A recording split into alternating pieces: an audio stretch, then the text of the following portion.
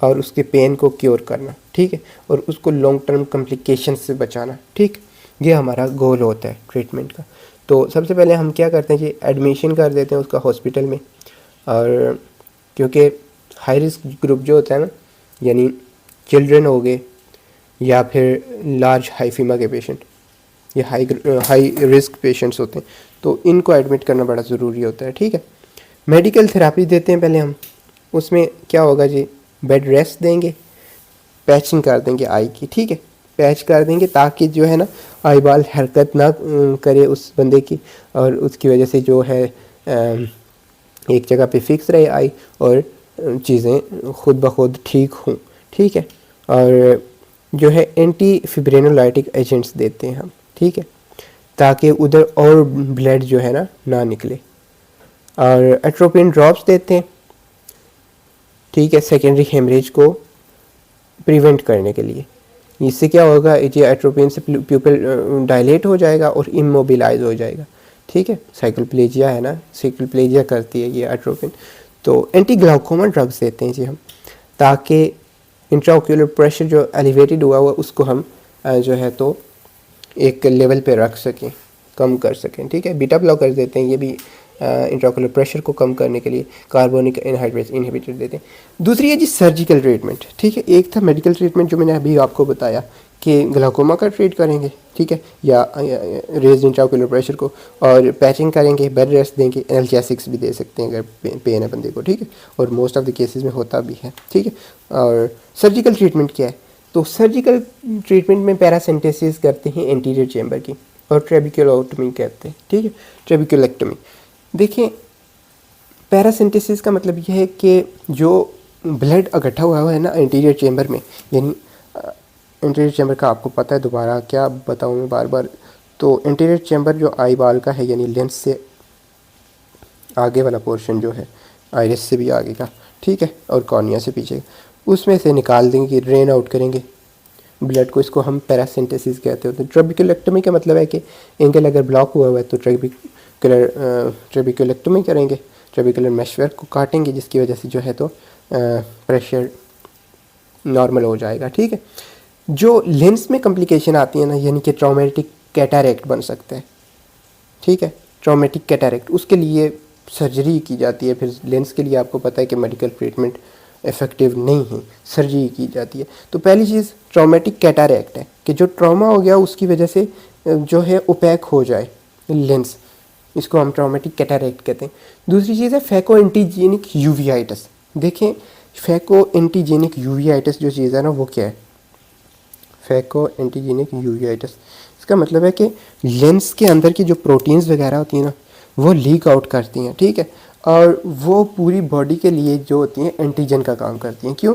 क्योंकि वो embryonic life में वो जो है एक्सपोज नहीं हुई होती बॉडी के साथ, फेमिलियर नहीं होती हैं, ठीक है, और बॉडी ने रिकॉग्नाइज उनको नहीं किया होता उन प्रोटीन्स को जो लेंस के अंदर मौजूद थी। जब लेंस रैप्चर हो जाएगा इंजरी की वजह से, तो वो प्रोटीन्स बाहर आएंगे और बॉडी रिएक्शन कर देगी उसके अगेंस्ट, ठीक है। तो इसकी वजह से ज़ाहिर है पहले तो सराउंडिंग जो स्ट्रक्चर्स हैं वहीं पे ही जो है इन्फ्लेमेटरी रिएक्शन होगा, ठीक है, एंटीबॉडीज़ आना शुरू हो जाएंगी। तो उसकी वजह से यूवीएल ट्रैक जो है, यूवीएल ट्रैक, उस पूरे के पूरे की इन्फ्लेमेशन हो जाएगी। तो इसको हम फैको एंटीजेनिक यूवियाइटिस कहते हैं, ठीक है। दूसरी चीज़ ये थी, पहली चीज़ क्या थी जी, ट्रॉमेटिक कैटारेक्ट थी, और दूसरी चीज़ फैको एंटीजेनिक यूवियाइटिस। तीसरी चीज़ क्या है जी, लेंस मैटर विट्रस में चला जाए, ठीक है। ये अगर पोस्टीरियर कैप्सूल पे रैप्चर आ जाता है ना, तो ये ज़ाहिर है विट्रस में जा सकता है, और सबलेक्सेशन ऑफ लेंस हो सकती है अगर जोन्यूल्स जो लेंस को जोड़े हुए थे ना, उधर अपनी जगह पे सस्पेंड किए हुए थे, वो जोन्यूल्स अगर टूट जाएं उनमें से कुछ ट्रॉमा की वजह से, तो सब लेक्सेट कर सकते हैं लेंस। तो उसकी वजह से ज़ाहिर डिप्लोपिया होगा और वीएन लॉस हो जाएगी, ज़ाहिर चीज़ें नहीं नज़र आएंगी क्योंकि एंगल ही फिर टेढ़ा हो जाएगा ना, लेंस सब लेक्सेशन की वजह से, अपनी जगह से हिल जाने की वजह से, ठीक है। और बाकी क्या होगा जी, विशियस रिंग बन जाएगी। क्या हो जाएगा, विशियस रिंग बन जाएगी। ये पिगमेंट्स की वजह से बनती है एंटीरियर कैप्सूल पे, ठीक है। और इसकी वजह से क्या होता है जी, प्यूपल का ये एक्चुअली क्या होता है जी, मार्क होता है जो कि काम बन जाता है लेंस के ऊपर बन जाता है रैप्चर के बाद, ठीक है। इसको हम विशियस रिंग कहते हैं। देखे ना, क्योंकि स्वेलिंग वगैरह हो रही है, लेंस आगे आ गया प्यूपल के साथ, ऐसे दब गया है, तो प्यूपल वाला जो मतलब मार्जिन प्यूपल्स के हैं ना, उनकी वजह से दबाव पड़ने की वजह से जो रिंग सी बन जाएगी ना लेंस के ऊपर, उसको हम विशेस रिंग कहते होते हैं, ठीक है। और ये traumatic injury of the lens में बनती है, या traumatic injury of the eye ball, ठीक है। और ट्रॉमेटिक इंजरी वो कौन सी है? ब्लंट इंजरी है। ये MCQs में आपने याद रखना है, ब्लंट इंजरी है, ठीक है। और नेक्स्ट पोस्टीरियर सेगमेंट जो है, यानी लेंस से पीछे का पार्ट, ठीक है, सेगमेंट है, नॉट चेम्बर, इट्स सेगमेंट, ठीक है ना। तो सेगमेंट पोस्टीरियर में क्या होगा जी?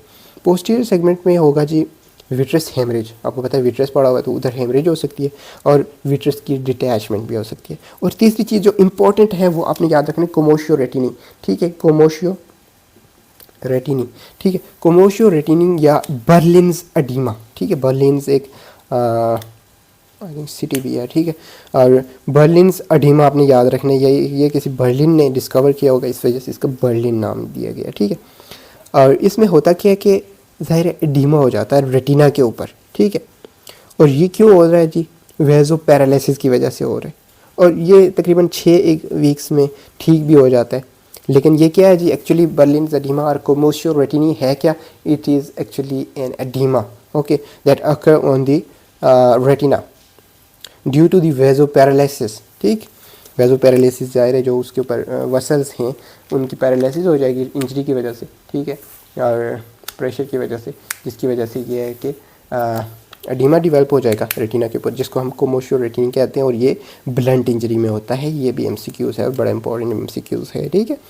और ये SAQ में भी आता होता है, ठीक है। रेटिना के ऊपर सब रेटिनल और प्री रेटिनल हेमरेज आपको मिल सकती है।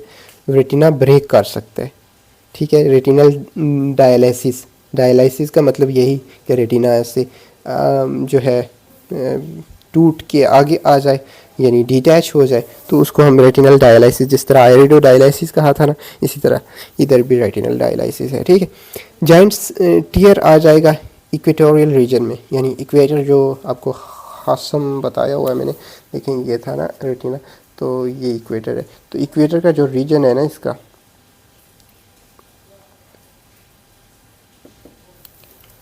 तो उसमें क्या हो जाएगा जी? बड़ा टीयर बन जाएगा, ठीक है। और मैक्यूलर होल बन सकते हैं, रेटिनल डिटैचमेंट आ सकती है, ठीक है। और कोरोइड के ऊपर टीयर आ जाता है जी। कोरोइड के ऊपर जो टीयर आएगा उधर कैसे आएगा जी?